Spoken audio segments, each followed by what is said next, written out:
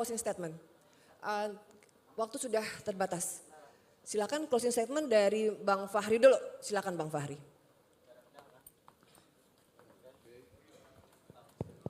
Baik, pertama saya terima kasih kita jadi trending topik hari ini.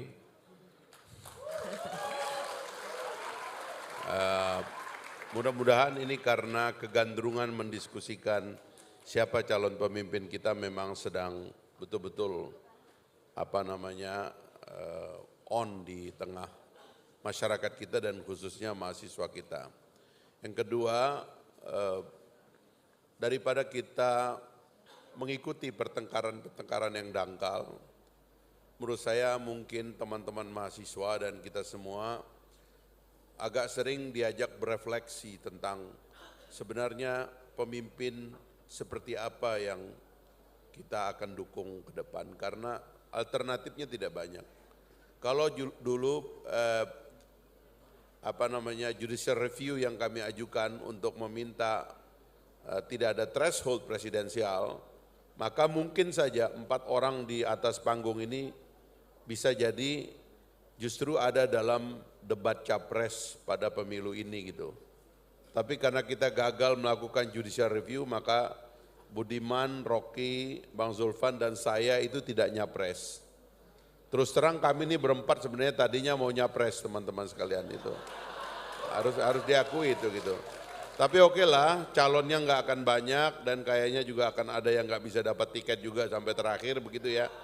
Atau misalnya pengen gabung begitu, ya udah kita ambil aja yang ada. Dan tadi saya sudah katakan bahwa kita sekarang sedang membutuhkan model kepemimpinan, wibawa kepemimpinan dan pengalaman kepemimpinan yang itu semuanya menumpuk pada orang seperti Pak Prabowo. Mudah-mudahan itu bisa lancar ke depan. Itu saja pikiran saya. Ya. Terima kasih Bang Fahri. Bang Zulfan Linden, silahkan closing statement Anda yang paling pamungkas, silahkan. Apa nih? Terima kasih. Saya ingat sajak dulu ditulis oleh Leon Agusta. Mungkin temannya Bung Rocky juga itu. Judul bukunya Hukla. Hukla. Dia bilang harapan memeras batu keluar darah telapak tangan. Saya kira secara imajinatif bisa dipahami ya. Memeras batu keluar darah telapak tangan. Artinya kalau kita memang ingin kerja serius, memang banyak yang kita korbankan. Nah, pemimpin itu salah satu syaratnya dia korbankan segalanya untuk kepentingan rakyat.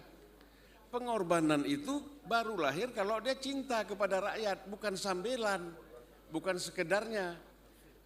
Kecintaan kepada rakyat tidak bisa diukur hanya sering datang kepada tengah-tengah rakyat yang menderita, bukan itu.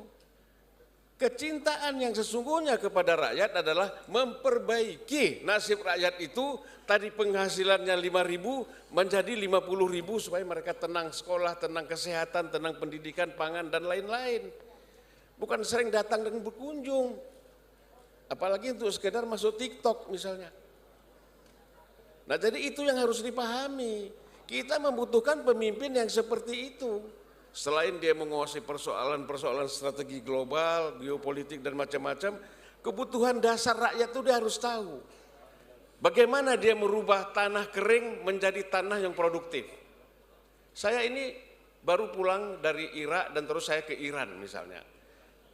10 tahun yang lalu saya telusuri jalan tol dari Teheran ke Isfahan, itu kiri kanan tanah kering karena tanah itu mengandung garam. Tetapi ketika saya ke sana kemarin, tiba-tiba tanah itu berubah menjadi hutan gandum. Mengapa? Karena mereka 45 tahun kena sanksi Amerika, kesulitan pangan, ternak, makan dan macam-macam. Tapi sekarang mereka survive. Mereka ekspor ke Lebanon, ke Syria, kemana-mana negara dari hasil pertanian mereka. Ini karena keseriusan. Lihat kekurangan rakyat itu apa, jangan di kota, coba masuk ke desa-desa. Coba datang, masih banyak orang-orang yang tidak makan, yang tidak punya baju sembarangan. Itu pertama pemimpin itu harus seperti itu. Ya. Jadi di samping menguasai bermacam-macam ideologi, pemahaman dan persoalan-persoalan negara, dia harus menyelesaikan itu. Itulah kemuliaannya sebenarnya. Kemuliaan seorang pemimpin bukan banyak pidato, banyak bikin buku, ya, atau banyak berkunjung, tetapi memperbaiki nasib rakyat. Baik. Ya, kita ingat ya, Bung Rocky pasti sebagai filosof.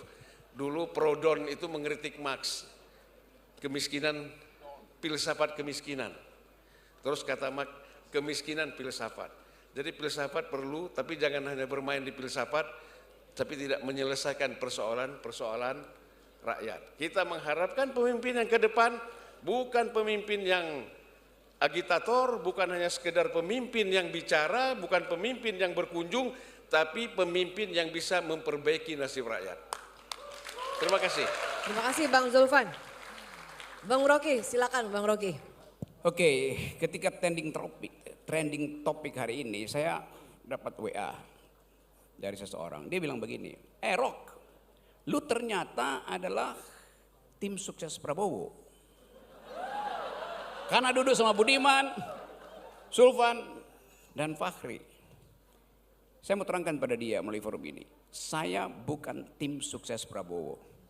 Tetapi saya ingin tim ini sukses.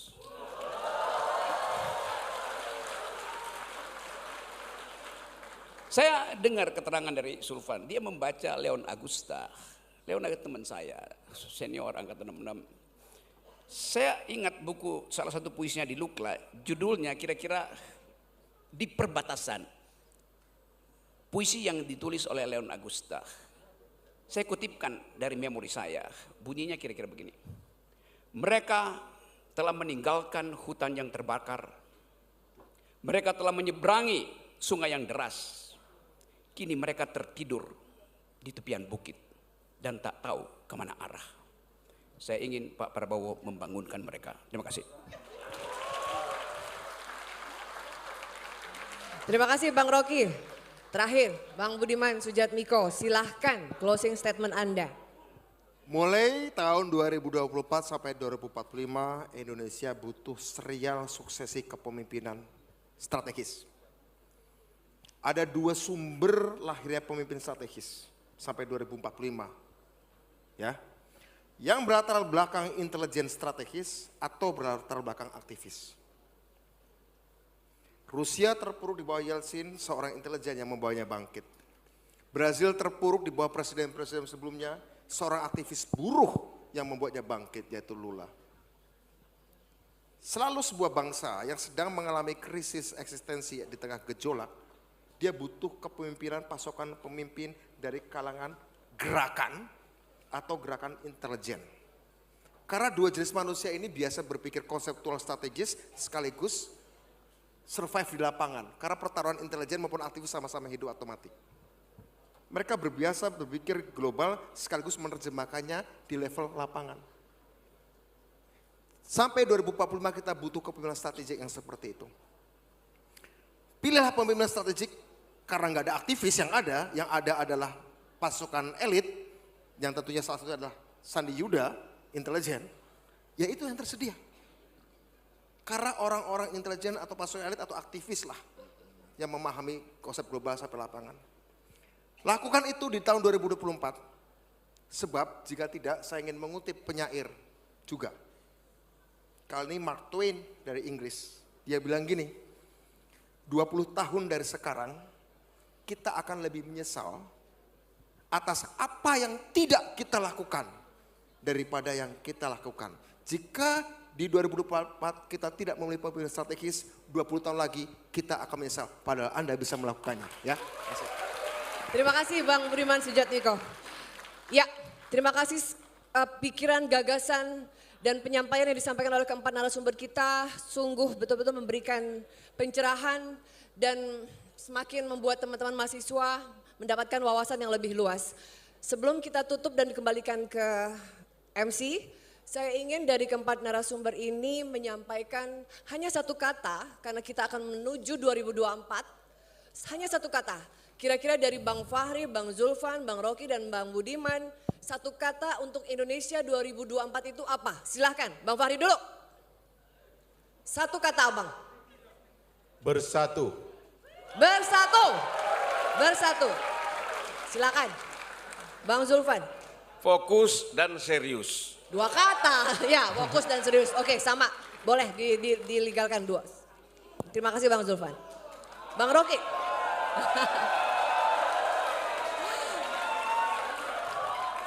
Jangan sampai 1 kata ini nanti dilaporin loh Bang, coba Bang Rocky. Jangan sampai ada yang laporin lagi loh, nanti dipidana lagi. Berpikir. Saya pikir tadi Bang Rocky mau bilang lawan gitu ya, bukan ya? Oke, silakan. Bang Budiman Sujatmiko. Akselerasi. Akselerasi. Baik, terima kasih untuk keempat narasumber kami sudah hadir dalam seminar nasional meneropong kepemimpinan masa depan Gerakan Mahasiswa Pelajar Kebangsaan.